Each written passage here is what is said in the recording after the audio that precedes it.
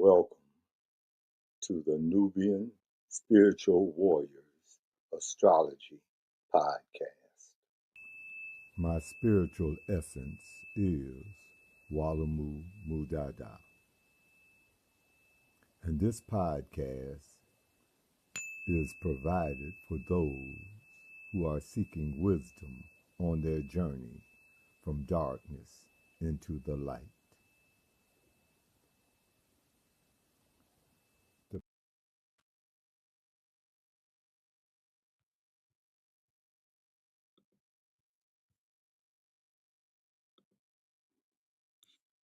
Kee2 Star Constellations.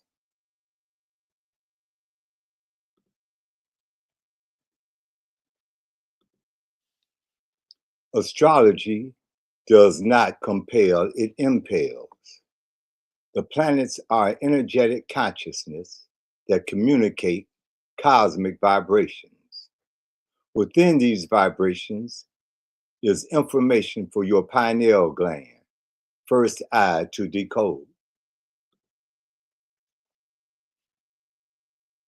The vibrational frequency from planetary communication is not sent in English, Spanish, or any other language. It is sent in cosmic vibrations to be decoded by your pineal gland. As a transformation station, the pineal gland breaks down the frequency into a form of communication that the consciousness can understand.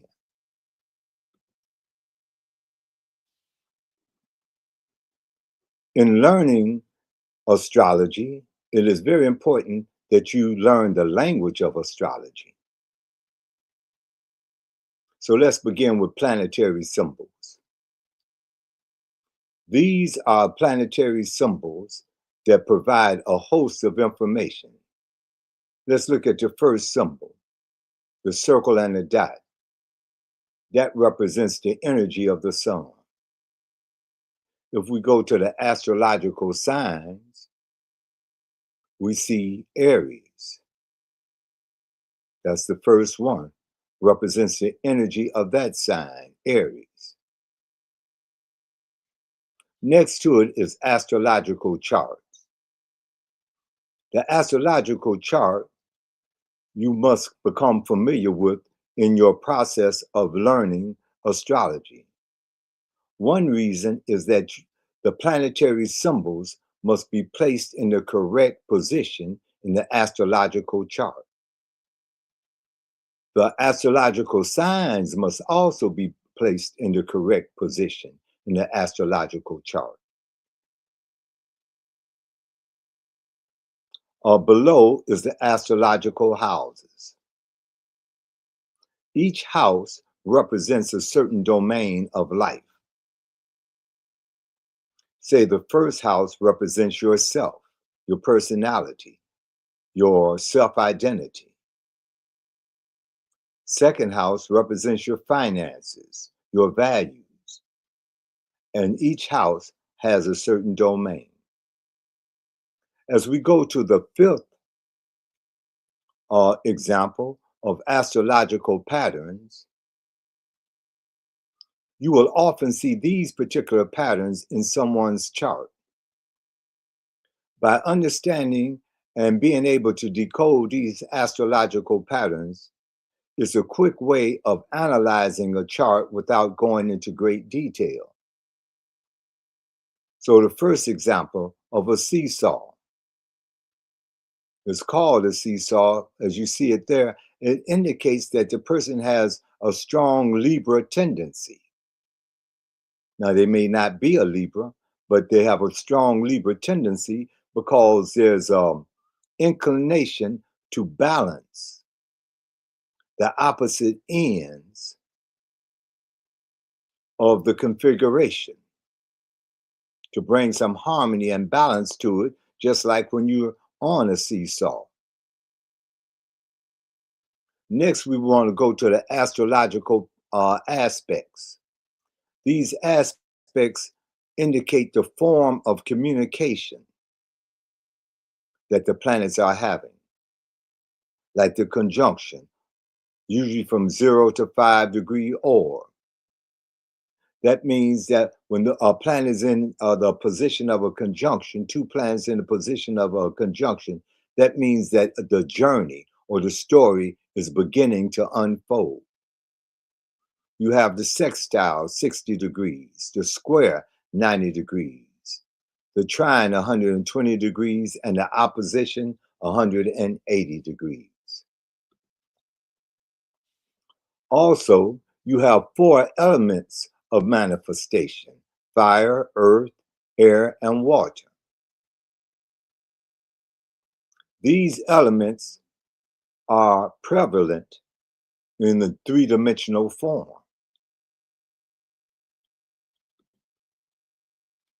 Now let's take a look at the aspects. A sextile represents planets are 60 degrees apart from each other, like you'll see in the diagram to the upper left. Fire and air signs normally form a sextile because the energy is compatible. And they're 60 degrees.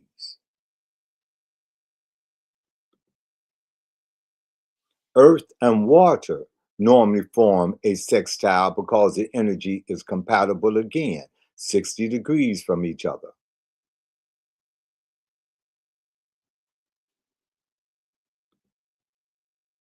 Now let's talk about a trine. An astrological trine means that two planets are 120 degrees from each other.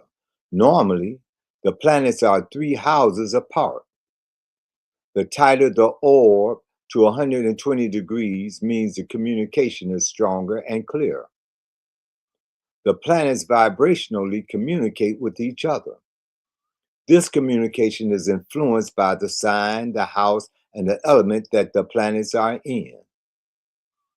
A trine provides flowing communication between the planets. A trine can also indicate the progress of the journey that began with the conjunction.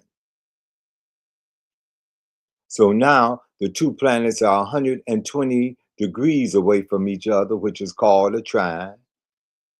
They also appear to be 3 houses apart. And the communication is good. The communication is flowing. That's a trine. Notice that like communicates well with like. Fire is trying to fire. Air is trying to air. Earth is trying to earth. And water is trying to water.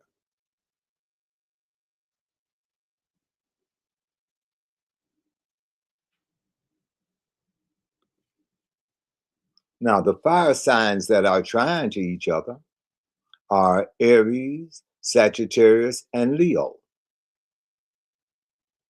Now, on the astrological chart, it would be Aries, Leo, and then Sagittarius. But all 3 signs are trine. They have an open communication, and the energy flows quite well.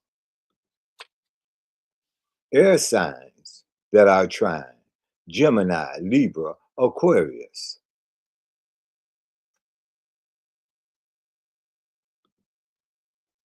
Water signs that are trine to each other: Cancer, Scorpio, Pisces.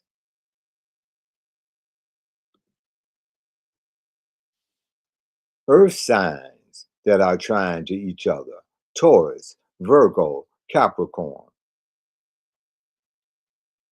So fire is trying to fire, air is trying to air, water is trying to water, and earth is trying to earth.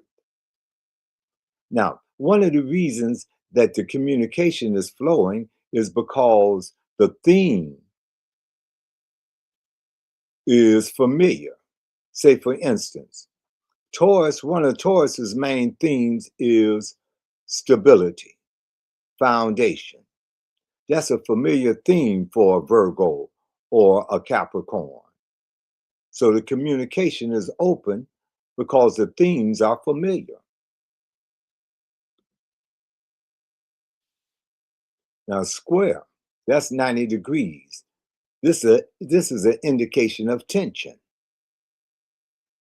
Air or fire normally squares earth or water if they are in the same hemisphere, if they're both in the upper or in the lower hemisphere, in the east or in the west. In this example, you have of the graph, both are in the eastern hemisphere, which forms a square. The energy doesn't flow together. There's some tension between the energy that needs to be resolved.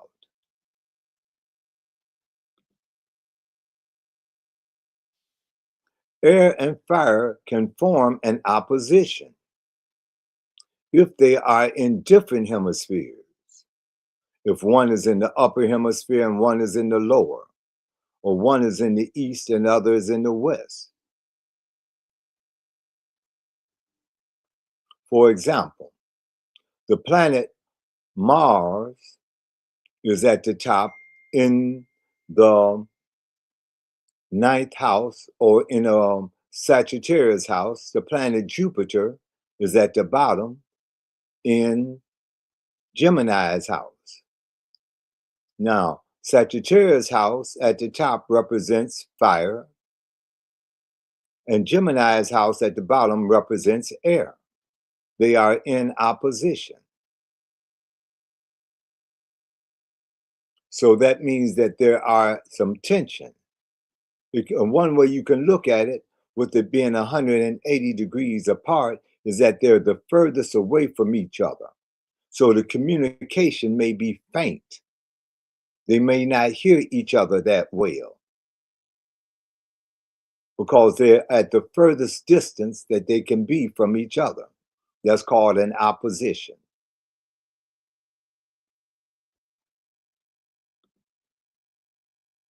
Earth and water can form an opposition if they are in different hemispheres, upper versus lower, or east versus west. And 180 degrees represents the furthest that the planets can be from each other.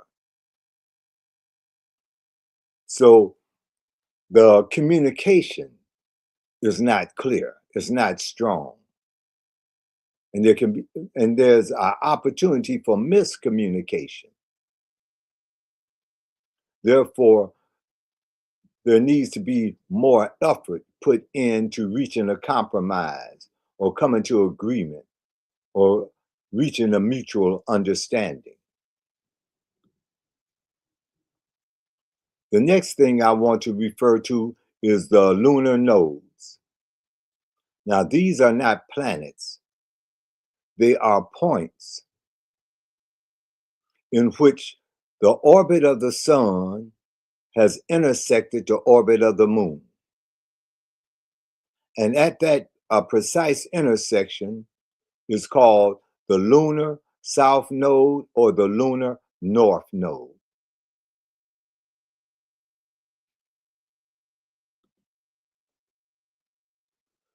The south node represents energy from your previous lifetime. It relates to what you have experienced or have experience in. These are things that you may have mastered or feel comfortable with or doing. It can include relationships. For example, if you see someone, but first time you may have met them, but you sense, I know that person. That person could be from a previous lifetime. Or if you find yourself able to do something quite well, even though you may have never done it before, but you seem to like doing this, or it's easy for you to master that. That's something you may have done in your previous lifetime. There's some experience that you may have. So the south node in your natal chart represents that type of energy, previous life energy.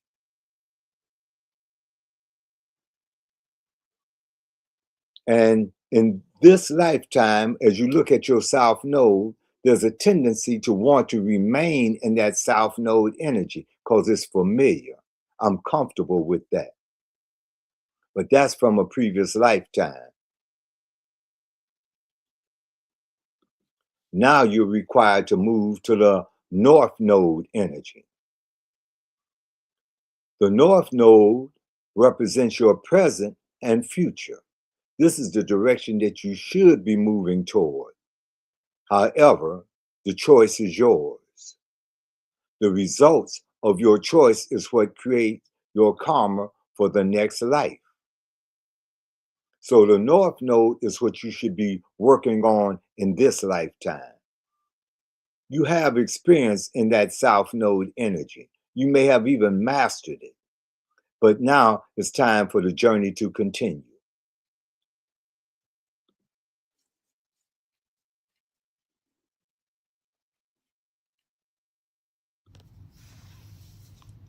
Assume the position. It may be with your feet flat on the floor and your spine erect. It may be in a yoga position. Whatever position you assume, your spine is erect. Now gently close your eyes, for you are going on an inner journey. And this inner journey begins with the breath.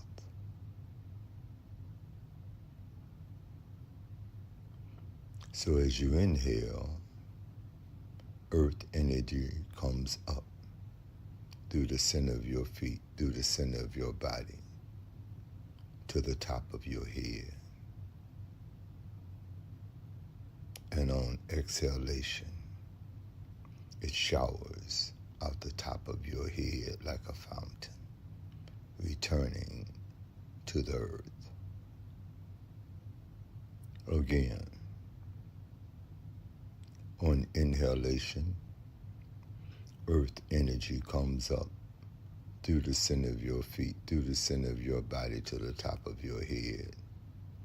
And on exhalation, this energy showers out the top of your head like a fountain.